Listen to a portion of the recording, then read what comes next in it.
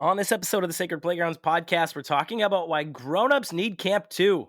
We've got 4 reasons why and 4 ways of how to make that happen. Hey, camp friends. The Sacred Playgrounds team is committed to keeping our podcast free because we believe that the impacts and stories of camp should be shared far and wide. But it isn't free to produce. We keep everything in-house, but even so, each episode costs us about $450 to produce. If you find these conversations, quick camp questions, and stats helpful in your ministry, consider buying the team a cup of coffee. We use the Ko-fi platform to accept your one-time and recurring offers of support. ko-fi.com/sacredplaygrounds. Thanks.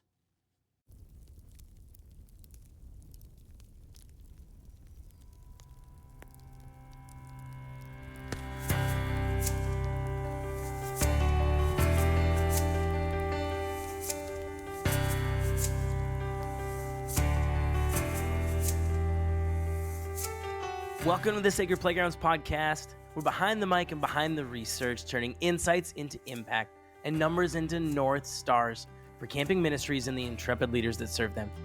Each episode blends thoughtful theology, compelling data, and actionable wisdom, all to help camps thrive today, tomorrow, and for years to come. I'm your host and producer, Jared Rendell, Director of Innovation and Communication for Sacred Playgrounds. Joining me is Director and Lead Researcher, Jake Sorensen, a PhD-level scholar, experienced ministry practitioner, and the founder of Sacred Playground. Be sure to hit the subscribe button so you don't miss an episode, the support button to help make these episodes happen, and connect with us on Facebook and Instagram at Sacred Playgrounds, and always at sacredplaygrounds.com. Explore with us what God might have in store at your Sacred Playground.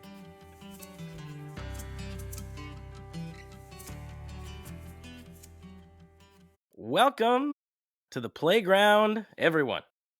Welcome, Jake. Thank you. To the It's playground. great to be here at the Sacred Playgrounds podcast with our dear friends listening near and far. Hey, everybody. Jake, how are your... We've established more than once that you're a, kind of a church season, purist of sorts, I guess. How are your Advent preparations? You know, our Advent preparations hit a hiccup this year because of the early snow.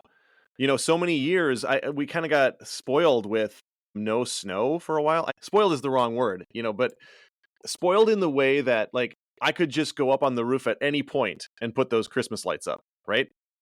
And this year, because it snowed before Thanksgiving and before the first Sunday of Advent, I didn't climb up on the roof and put the lights up early. And so now the roof is covered in snow, and it's hard to get up there without risking my life. Although I will do it. I think I'm going to get some crampons and some maybe some ice climbing gear, and just get up there and just make sure that we are not the Grinches on the block. I got some of the easy ones hung, like the icicle lights, but not everything. But we got everything out. So the Advent wreath is out and all ready to go, and candles are burning. So Ta-da. Advent is here. I got to preach on John the Baptist, which is always exciting. Nice. The quintessential camp counselor, John the Baptist, a crazy guy in the wilderness. What was the main point? Give us your sermon in 10 seconds. The kingdom of God has come near, and our task as Christians is to proclaim the kingdom of God coming to this earth. As we proclaim every Sunday or every time we say the Lord's Prayer, thy kingdom come, thy will be done on earth as it is in heaven. And so our calling is here on this earth as the kingdom of heaven breaks into our present reality. It's not something that we just someday we'll die and go to heaven. No, the kingdom of heaven is breaking in now. That's the gospel message. And that's the Advent message. That's what John the Baptist proclaims. And that's what Jesus proclaims in his very first line when he goes to Galilee: repent, for the kingdom of heaven has come near. All right. Thanks for listening to the Sacred Playgrounds podcast. It's just a quick one. Sorry, did I get preachy? You told me to. I said you literally told me to preach. I literally said. I got the lights up before the snow. We got stuff out there. I got it going before the snow. We had some new ones that were like these little ornament looking, but meant for outside. These ornament looking little It's like they're like good size. I don't know, softball, a little bigger than softball size. And I put them Big. up on the roof on our like a little bit of upper part, which is outside of the kids' bedroom, without like really thinking about what would happen, because they weren't like hanging all the way down. So every morning, if it was even the least bit windy, until I just took them down because it was getting ridiculous, they would just doof, doof, doof, doof, doof. They're just like, the kids are like, what's happening? So those had to We're come being down. We're going to pelted do with something Christmas different with this. balls. I know, that's exactly what. Like, Dad, can those come down? It's getting annoying. I can't sleep. We're being festive. We're That's all right. going We're to being suffer. festive. Well, All right, happy Advent, everyone. Happy Advent. Right. Hopefully your Advent preparations in physical space and heart and mind are going well. Like we said at the beginning, we're going to talk about Grownups today. We're going to talk about how Grownups need camp too, and some of why that's important, some of the power that we have at camp to serve adults, to serve Grownups, and then a few key ways for how. And we could just think about how our camps are creating space for that. That's our plan. So we've got 4 of each, Jake. We've got 4 whys, 4 hows. And so we're going to break into those here in a second. I'm curious though, like what we have around, like who's doing this? What's the landscape like for these kinds of ministries around the camping industry? Yeah, I think so. So we talk mostly on this podcast about summer camp ministries, and that's a primary focus of many of the sites that we work with and the ministry centers that we work with. But we want to be really clear that it's not the only or even the most important for a lot of them ministry. A lot of these places are not just camps. They're camp and retreat centers, or some of them are primarily retreat centers. And so the ministry of retreats is a really important one that we want to talk about. And I know we don't emphasize it a ton on this podcast because we talk so much about summer camp. But I do want to lift it up because it is such an important ministry. And it's a ministry that a lot of our camp and retreat ministries do. And so when we look at something like the Outdoor Ministries Connection, a director's survey, we can really get a sense of how many of these sites are offering retreats alongside of summer camps. And so about 80% of the sites in Outdoor Ministries Connection, and again, those are Lutherans, Presbyterians, United Methodists, UCC, Episcopalian, Disciples of Christ, UC Canada, 80% of them are mixed-use sites. That means they do summer camp and they do retreat ministries as well. And the vast majority of these are open year-round, so 365 days a year. And so they're welcoming people all the time. There are some of them that are summer only, or perhaps seasonal, so they might do some spring and some fall ministry, but they're closed during the winter time a lot of times. And that might be because they're in the far north of Canada, or because they're in the mountains of Colorado, things like that. And so 80%, when we look at the whole group, are mixed-use sites. About 15% are summer only, and about 5% are retreat ministries primarily. They might do a couple summer camp programs, but they're primarily retreat centers. And so we just had the Great Gathering at Lake Junaluska. They're primarily a retreat center, right? They have some sort of summer camp style ministries, but the vast majority of their ministries are retreats. And so quite a few of our centers are designed that way as well.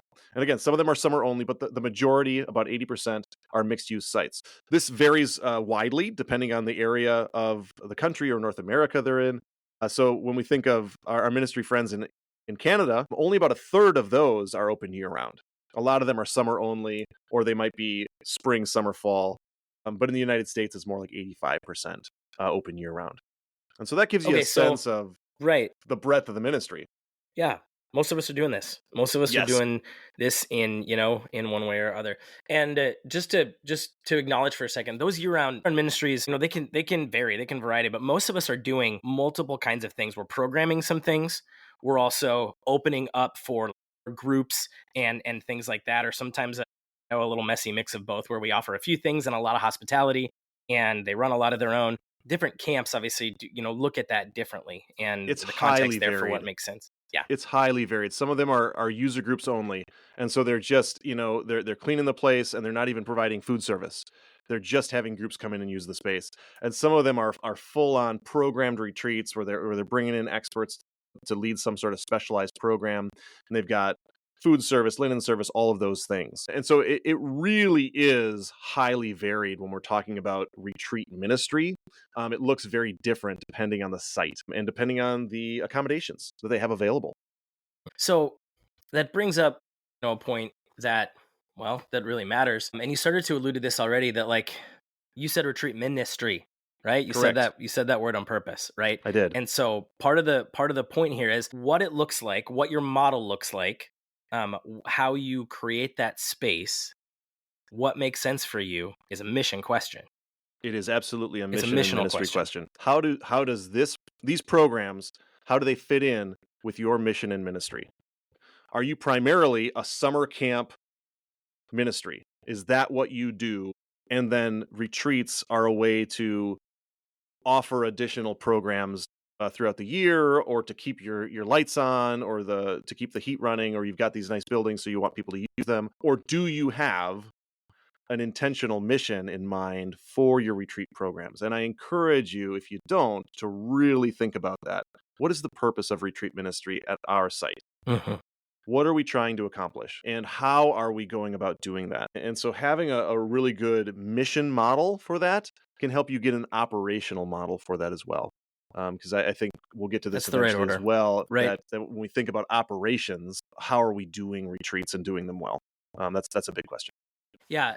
That's something we should be doing with all of our ministries, but this idea of like, if you're not sure, take your mission statement. Here's a little action step for you. Take your mission statement and write it specifically for retreats. Take it and Yes. go, our retreat ministries meet this mission by, fill in that blank, talk that out with your staff, with your board, and make sure it does, and make sure it's meeting your mission, because that's your first flag of like, are we doing this right? Should we keep doing this? What about the money? What about the operations? What about the time cost? All of that comes after you ask that first question. Does this speak to our mission statement? Does this meet our mission statement? The why, that's the why, and the who. You check your audience again, because the ones that are really, really focused on, like, we want to make sure that kids hear the gospel, are gonna lean into mostly summer ministry and maybe some program retreats. If your idea is we serve families, we serve communities, we serve, the whole breadth of the children of God, then we got to ask that question. So it's a mission And question first. for some of us, we serve the underserved, and so Right. how does that fit in with our ministry too? I mean, Mm-hmm. we work with a lot of different camps and retreat centers, and some of the retreat centers that we're working with are saying, we want to serve these underserved communities, whether that's immigrant communities, whether that's LGBTQ plus folks, whether that's folks that can't find retreat space, and whether that means financial challenges or whatever. Mm-hmm. Trying to serve those folks becomes important for them. And so the ministry of hospitality becomes one of the primary theological foci of what we do during retreat ministries. And we see that in our OMC director survey too. And so in that survey, we have 82% of directors, and this is camp and retreat ministry directors, agree with the statement, the ministry of hospitality is the primary way we proclaim the gospel to our guests. And so something like that is, like, there is proclamation, and there is proclamation in hospitality itself and who we are welcoming into our spaces. And so that's an interesting way to think about retreat ministry. And so how do you think about the mission and ministry of your retreat programming? Is it primarily through hospitality? And what does that mean? And to whom are you showing hospitality? And how are you demonstrating that? And how are you proclaiming the gospel through that? Intentionally, not just as an idea, right? But very intentionally. And then how are you sharing the gospel? How are you providing spaces for faith formation and spiritual formation in your spaces as well? So these can all be some of the questions that we can be thinking through as we're thinking about formulating a true understanding of the mission for retreat ministries, which may be adjacent to or separate from the mission that you have for your summer camp ministries. So you probably have an overall mission statement. You want it to serve that primary mission of your organization, but to think about retreat ministries and summer camp ministries as separate things, I think can be helpful sometimes. Yeah, to do it on purpose, like you said. So the question then, Jake, is what's it like? What's going on with retreat ministry right now? We know kind of how many camps approximately are doing it. Are people coming? Yes. What's, things like enrollment and things like that? Yeah, we've got some great enrollment stats. So we asked the same enrollment questions about our retreat ministries as we do for our summer camp ministries. And I think we had planned to make this our stat of the week. Stat of the week. Stat of the week. Stat of the week. Stat of the week, Jake. What do you have for us? Stat of the week this week is 90%. 90% of OMC ministries reported sustained or increased retreat participant numbers in the 2024-25 season compared with previous years. 90%. We're either maintaining or we're higher than previous years. And this included 2/3 of them that reported higher retreat numbers compared with previous years. And so to get a sense of how impactful, how important this is to highlight, remember when we talked about summer camp ministries and summer camp enrollment numbers, those were pretty stagnant. There were more that reported higher numbers than reported lower numbers, but it was about 1/3 reported higher numbers and about 1/4 reported lower numbers. And so it was pretty stagnant in terms of summer camper numbers, but retreat numbers is very different. Those are clearly up across the OMC network. And so that's something that we can really celebrate in terms of numbers and enrollment. Thanks, Jake. All right, so we know how many are doing it, in these varied models in these different ways, and we know how important it is to bring that back to our mission. We know kind of what's working. Are people coming? Clearly, these things are growing, and so it's something we need to think about and do on purpose. So let's dive in. Here's how we're going to frame this up, everybody. We're going to start with why. It's a little of golden circle.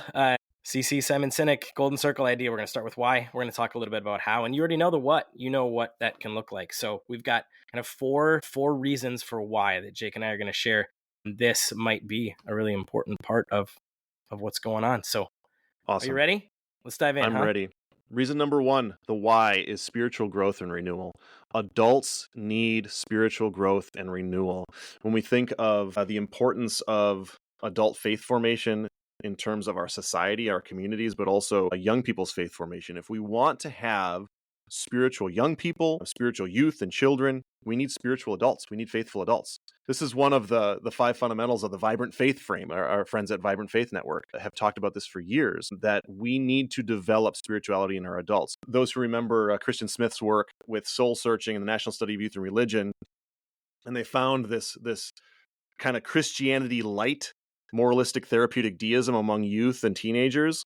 And what they found was that was a reflection of adult religion and spirituality. And so young people's religion and spirituality mirrors that of the adults. And so we need to nurture the faith of our adults. And it's hard to find that time and space. And retreats are a way that we can help bring people away and focus in on spirituality.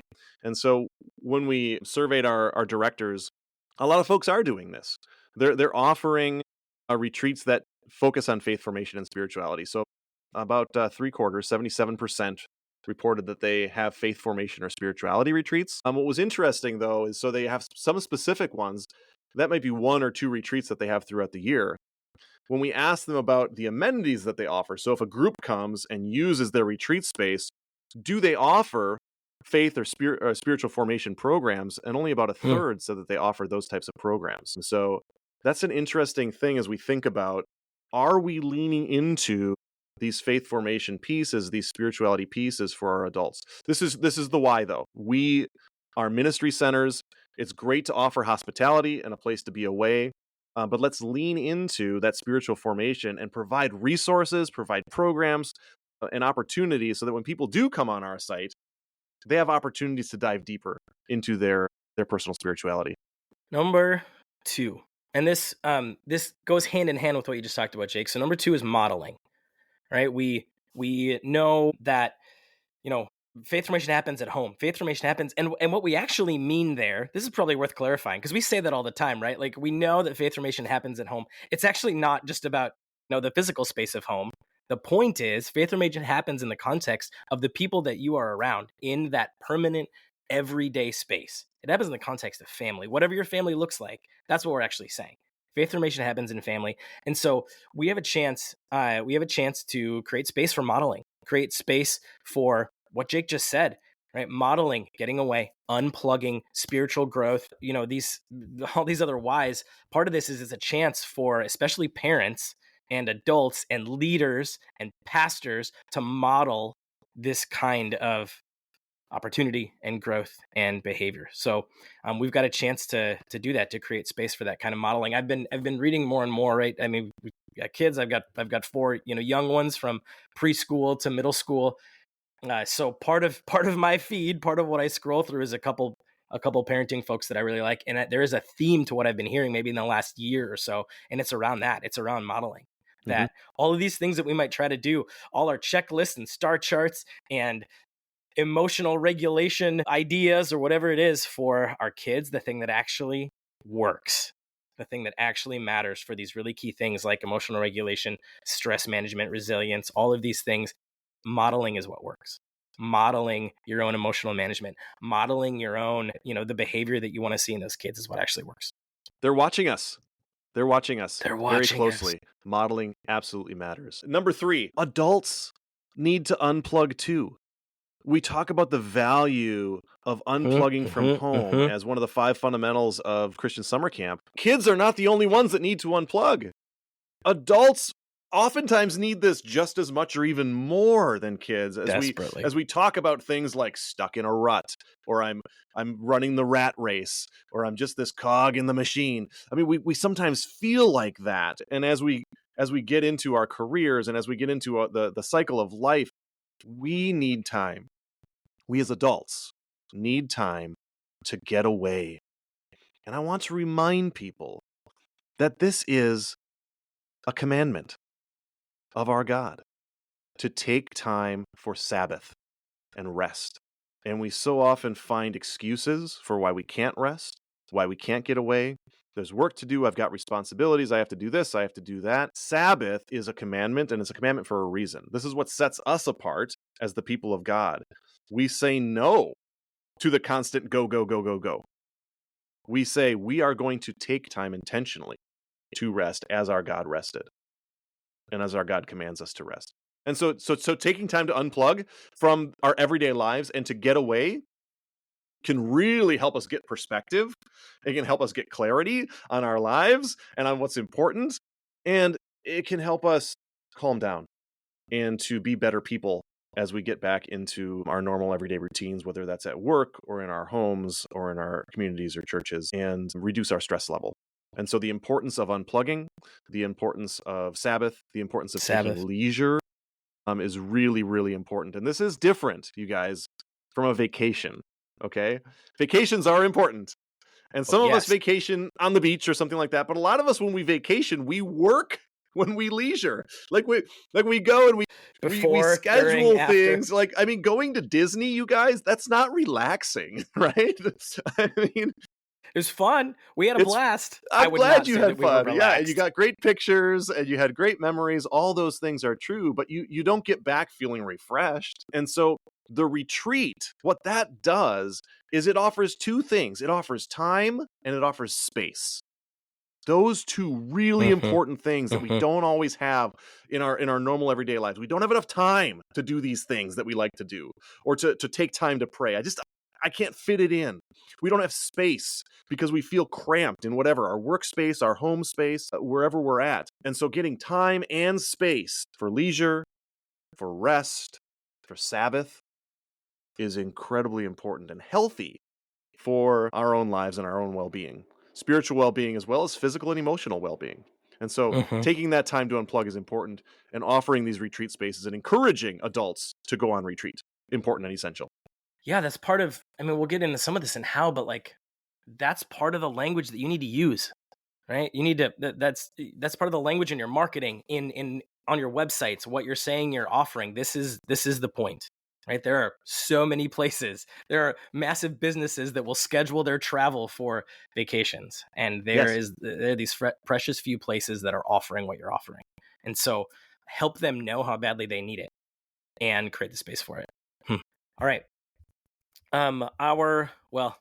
our last, right? It feels like there could be 10 of these, right? But our last for now, our last fourth, why, our fourth of the ... of all the things that all of you are also thinking, is this idea that buy-in and trust is built experientially, right? So the truth is that, and maybe even especially in our world, in our society today, that people are going to make choices based on who and where they trust.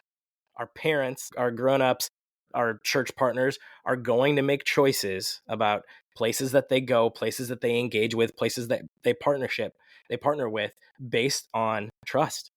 There are so many options. There's so many ideas. There's so many places we can go. And so who we trust, where we trust really matters. And trust, to say it again, trust, buy-in, is built experientially. Yes. So when these adults, parents, church partners, board members, community leaders, when these adults have a chance to get on site, in person, on site, in these different ways, that's what they need to actually build trust with you, right? And you need to see them face to face, and they need to be familiar with the space. They need to know what it's like to drive down the driveway. They need to know what the building looks like. They need to have that experience almost all the time. They actually need that to be able to send their kids. The check-in matters. The check-in line matters because that's part of where a parent builds their experiential trust and sees your space. When they can get out there in for any of these different ways, we'll talk about how in a second, but if you want them to send their kids, they need to trust you in your space. They need to know you in your space. If you want them to send their kids, if summer camp is highly primary to you, you've got to build that trust, and trust is built in person experientially. Yeah. We talked about this before. Guard comes down it's so when important. we know. Yeah. We've talked about habitus from the Pierre Bourdieu concept of, like, we learn bodily. And when we experience these things, we internalize it in a different way. It's, we can provide numbers and statistics for you. You can provide stories, and those can be really compelling. What's most compelling is when they feel it, when they're on site and they have that experience of it. Not just witness it or see it, but actually experience it. So considering that, when adults are on your site, what is their experience? We focus so much on the child's experience and that we need to focus on their experience. But what's the parent's experience when they're dropping their kid off? What is the adult experience when they're arriving? And is it the same? Is it the same ethos? Is it their fill in the blank of your camp's name? Is it your camp's name's way? It's our way. When you come here, this is what you experience. And everybody knows that when they're on your property. There's a feeling when they come to your property. There's an experience that they have that's common with the adults and with the children. When you get something like that, then this experiential trust building and buy-in that Jared's talking about is really felt. And then they say, how can we support you? Or, I need to be there because I need your camp time. I've got to be at this camp because that time is important for me as a participant, for my personal health, mental, emotional, social, spiritual health. Yep. That, I mean, it reminds me of some of the work from like Camp and Church Leadership Project and things like that, where like this is how you build enthusiasts. You build enthusiasts experientially. Right. If you haven't seen that, sacredplaygrounds.com/CCLP, kind of true with the Episcopal folks too, where they're a little bit stratified, where we know that the people who are the most bought in, we call them camp enthusiasts, and they are sending kids, they're sending dollars, they're partnering with you. We build enthusiasts experientially, if that's a way that's helpful to think about it, right? So these, pastors, church leaders, these parents, they need to get on site because we want to build enthusiasts. So here's 4 of our whys, you guys. Spiritual growth and renewal, modeling for the young people, the need to unplug for adults as well, and getting that experiential buy-in among your constituents and your supporters. And so those are 4 of the many whys, right? How about the hows? How about the how do we do this? Yeah, so that's the idea now. So we're going to pivot to some of these ways. And again, the idea is for you to like think about this in your context, think about this in especially the context of your mission, like we said before. So these are a few key ways that we've seen camps doing and doing well for how these grown-ups who need camp too might be able to engage. So I think the most obvious one is the in-person retreats. This is kind of what we are probably thinking about in our heads when we've been talking about this the whole time. And so these in-person retreats, though, they are highly varied. What do they look like? How long are they? When I say in-person retreats, I really mean overnight. Okay. The retreat, again, it gives us time and space. And so I'm not talking about a quick event. I'm talking about let's get away and let's actually be away for a period of time. And so that I can let this experience live and breathe and I can actually be away. There's so many ways that this looks like, and we've seen it done in so many different ways at different camps. So some of these are special interests, right? So we're getting away for a specific thing that we're interested in or passionate about. And so some people are smiling and nodding as they listen to this and as they think about all of the crafters and the scrapbookers and the knitters that come to their camps for retreats. These crafting retreats are successful at a lot of our camps because the retreat experience gives time and space for this activity.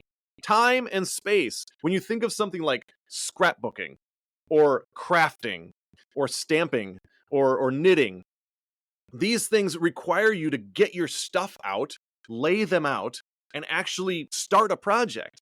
And sometimes it can take an hour for you just to get started. And by then it's time to cook dinner and do these other things. And there's not time and space for these things.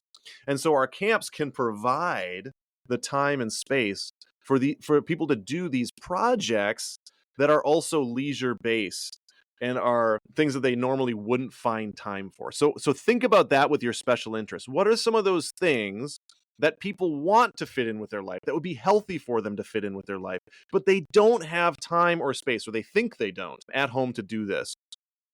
Can you provide the time and space for these things? And so I use the example of crafting and scrapbooking, reading and writing retreats, woodworking, or other crafts like that, outdoor activities, things like fishing or fly fishing or hiking, birding, cross-country skiing, cross-country skiing, canoeing, all these different things.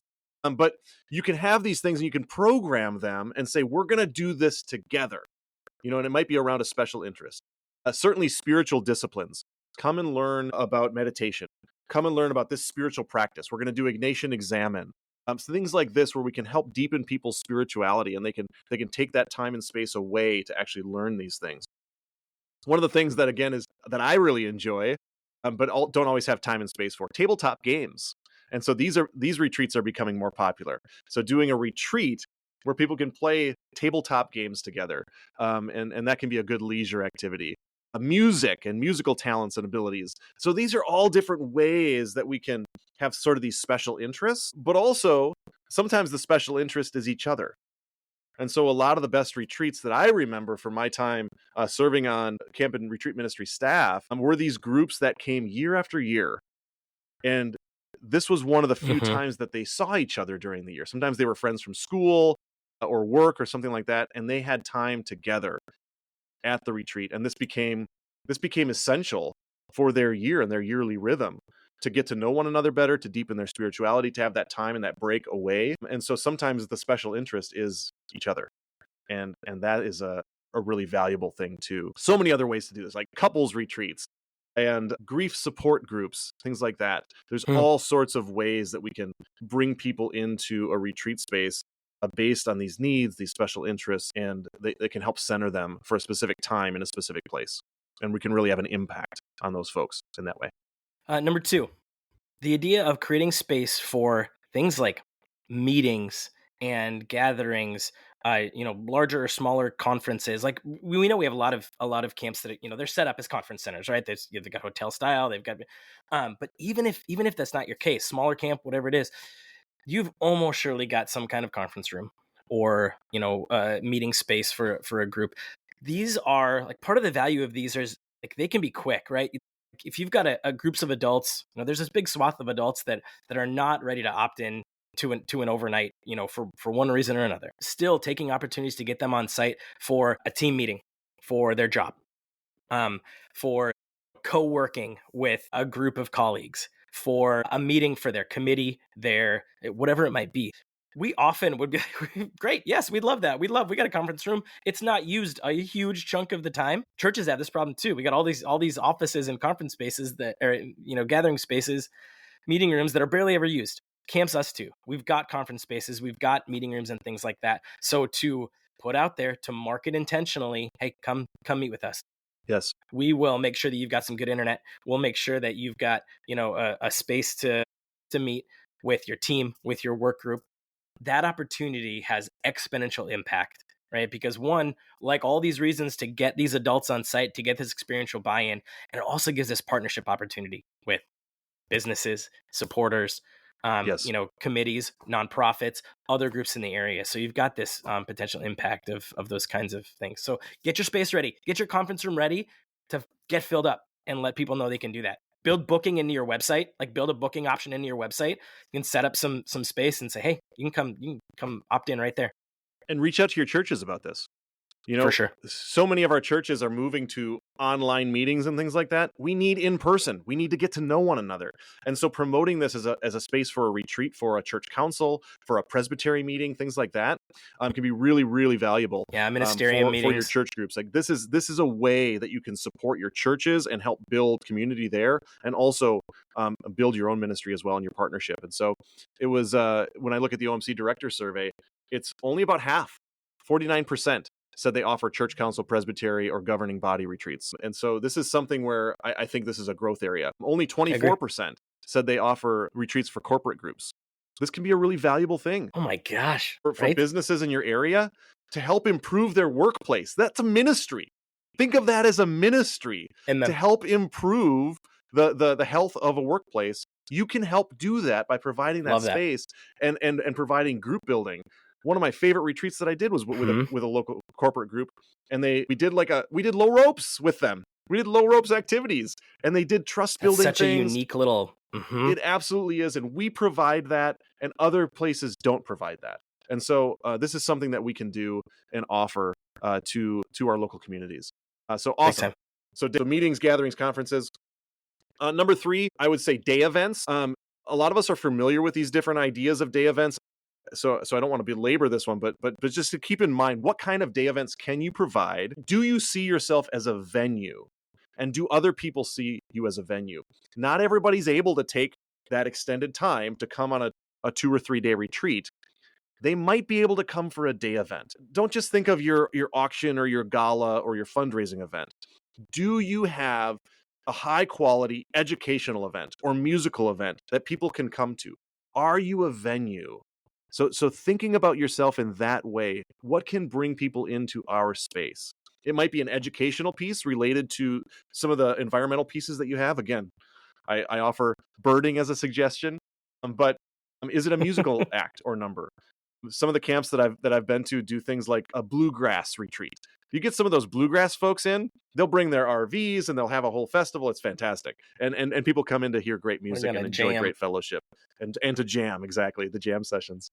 Oh man, that brings back some memories. But some of our camps that we work with will offer a series of educational events, and they'll have speakers, so they'll bring in and they'll pay regionally well-known or nationally well-known speakers and try to use those as continuing education events or special interest events for local adults. And so think Big about that. There. How can you use that? Get people on site, use your space, and make sure that you have strong day events alongside your other retreat ministries. Here's 4. And again, this is probably one that we're thinking of, that get adults on site, but the idea of volunteering, the idea of and here's the big shift, right? If we can rethink volunteering not as meeting a need that we have, but creating an opportunity for them, that makes a big difference. It becomes ministry then, right? Creating this opportunity. Of course, we have a need to clean this up and clean that up and do the spring work day and do the fall work day and whatever those things are. Throughout the year, there are constantly ways for us to do intentional, skills-based, intentional opportunity volunteering, right? So the idea that these are things that can hone skills, that can, build skills, give an opportunity to use skills in a way that gives them the opportunity to serve. We know in and out of the church that service is an incredibly important value for so many people. And so to create those opportunities for them to constantly have a call out for not just this one work day, and then we're going to do everything else, right? But to think of those things as ministry. Some camps have really gotten away from a lot of those volunteering things because it takes staff time to manage. It does. Right? It takes it actually has cost sometimes, which what is right. And if we reframe that as opportunity, right, as a chance for these adults who aren't opting into any other thing to get out there, to work with their hands, to work with their minds, to work with their hearts. Intentional skills-based volunteering as a ministry opportunity can be a great way to get adults. I love that and partners reframing out. of volunteering as ministry. Like this is so we're trying to Big time. engage them, Yep. right? And it's a ministry to these folks. That is a ministry program. It's probably not something that you're getting revenue from, right? But hopefully the volunteers are also helping you, beautify the place or whatever. But it allows them an opportunity to contribute to the ministry of your site. People want opportunities to volunteer and to contribute to something that they care about. And your camp and retreat ministry is a place that they care about, and they'll have more buy-in, they'll care about it more if they're able to put their blood, sweat, and tears into the place. And so give them that opportunity. Emphasis on the sweat and not on the blood. Have Band-Aids ready because there will be blood. That's right. Yeah, my favorite, right? Like some of my most formative times at camp, at the camp that I had gone there as a camper, I had gone, and if you ask me about what some of my favorite memories were at camp, it was the week between Christmas and New Year's when we went out and took trees from throughout the woods. Some of my most formative times was this group of 3 of us, and we went out for a few years in a row, but in that week in between. And that's some of my deepest memories at camp. Working alongside one another builds community. And we know that. And so seeing this as a ministry is really important. So, all right. Okay, guys. So we've got in-person retreats. We've got meetings, gatherings, conferences. We've got day events. And we've got volunteering. 4 hows for really incorporating adults and adult retreats into your ministries. And think of these as separate areas. And how are you emphasizing each one of them? What things fall into each of these buckets. Bonus 5th, because it's not... Yeah, let's give them a bonus, huh? It's not exclusively adults, but it's one of the primary ways that adults participate in our ministries a lot of times. And that's family camp. Grandchild camp, family camps. These are important times where adults are on site and we're incorporating them into the ministries. It's about the family unit, right? And so I didn't want to subsume it under adult retreating, and it's an important time for where we engage adults. And so I wanted to mention it, but also I want you to think about this as a separate ministry area as well. As a summer camp program. Like this, yep. Correct. Right. Shared, this idea, there's kind of this little bucket in our heads and hearts about shared experience and what shared experience does. Yes. Right. So those kinds of things, that's the purpose of those things. The idea, we want adults to have this experience. Of course, we want these kids to have this experience. And there's this beautiful spot for shared experience that makes a huge formative difference. Absolutely. And that goes for family retreats as well, right? So family camps, family retreats, offering those times and here we are coming into the Christmas season when a lot of families do go to camps, and they'll reserve a space and they'll have their family gatherings or reunions or Yep. So I'm hoping that you're doing that with your retreat season as well. So I wanted to offer that as a bonus 5th. So there's some hows and some whys of adult retreat ministries. All right, Jake, we're almost there. Before we do that, I'm gonna ask you an interesting, almost flip on this whole thing in our quick camp question. Quick camp question. Here's a quick camp question: are these retreat ministries eating our summer camp ministries? Are these retreat ministries eating our summer camp ministries? Now, I can't take credit for this question because this comes from our friend Dave Sherry from the Sherry Group, who you've talked with a lot. You guys have worked together in different ways. I got to know Dave at the last couple of conferences, and great group, great team. We just highlighted actually their podcast on last week's email. So yeah, they have a great podcast. They Dave's do. So Dave's great team. So this was the title actually of his workshop at the Great Gathering. And he's done, this workshop a couple of times, at this idea around, hey, are your retreat ministries actually eating your summer camp ministries? And is this good evocative question? Yeah. You get what's underneath, so I want to hear what you have to say. Yeah. Right. Yeah, it's a very provocative question. Provocative. It's a really good one to think about, because a lot of times what we think is that our retreat ministries are supplementing our summer camp ministries. So for a lot of us that are in this business of camp and retreat ministry, summer camp has taken precedent and has always taken precedent.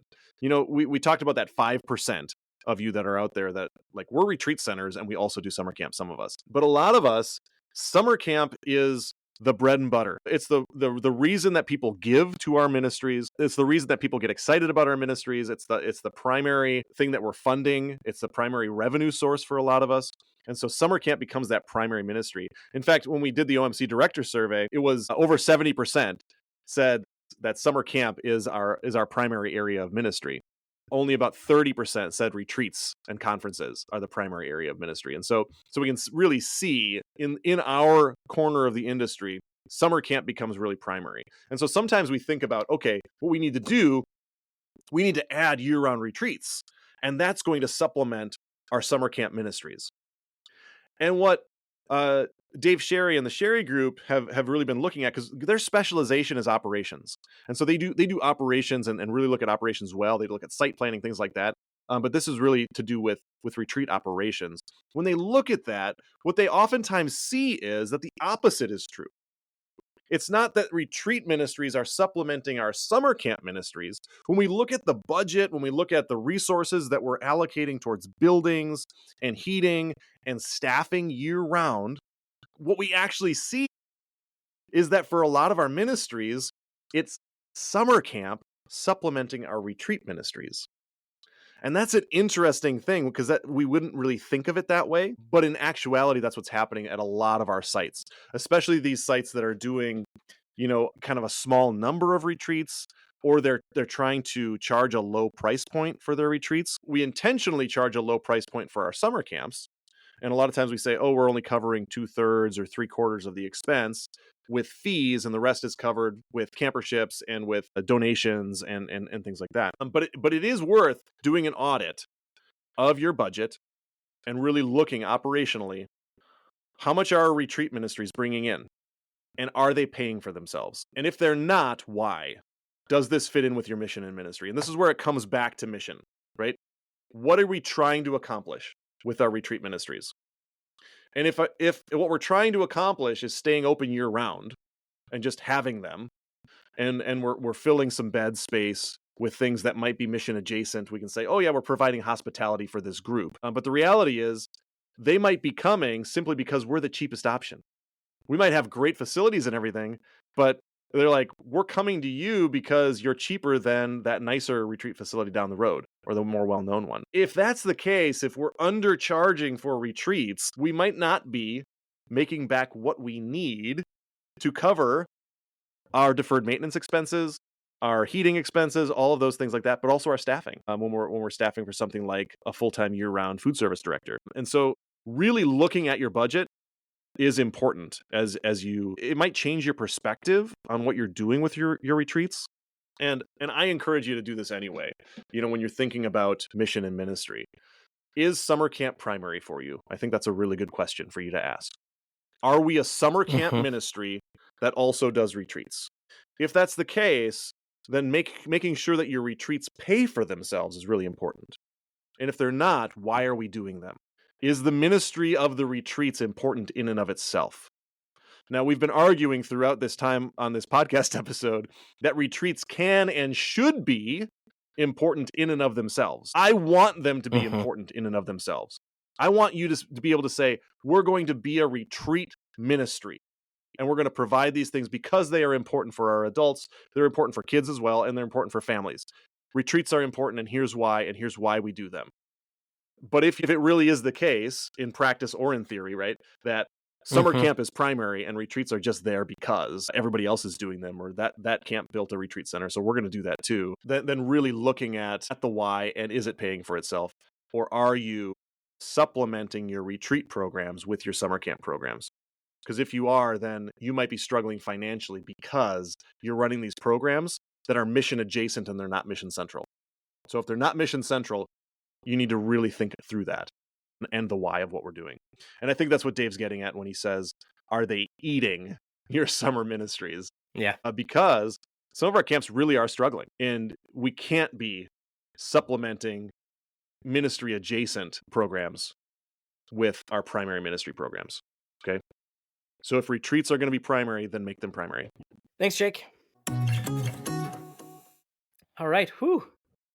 We've laid out some why, we've laid out some how. We'd love to hear some of your best stuff, everyone, on kind of these year-round things. Those, we know a lot of you, 80+% are, year-round and multi-use, and you're doing different things. We'd love to hear some of your best stuff, some of your best learnings. Drop that in the comments wherever you're listening, and think through, some of these at the very least. Do that mission check and see if some of these whys and maybe some of these hows make sense and can matter for you. Grateful to be in partnership with you. We've got really just one more before the end of the year. Whoa, yeah.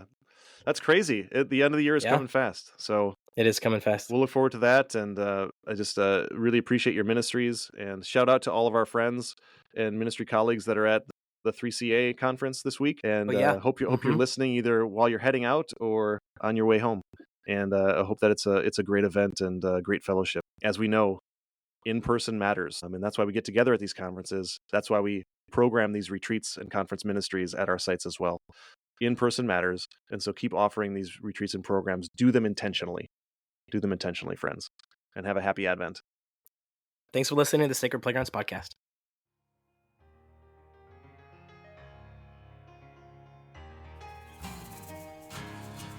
Thanks for listening to the Sacred Playgrounds podcast. Be sure to hit that subscribe button to catch every new episode. If this is helpful for you and your organization and your team, follow the link in the show notes to become a supporter of the podcast. Our theme music was written and performed by Weekend Picnic. Find their original songs anywhere you get your music, or visit them at weekendpicnicband.com.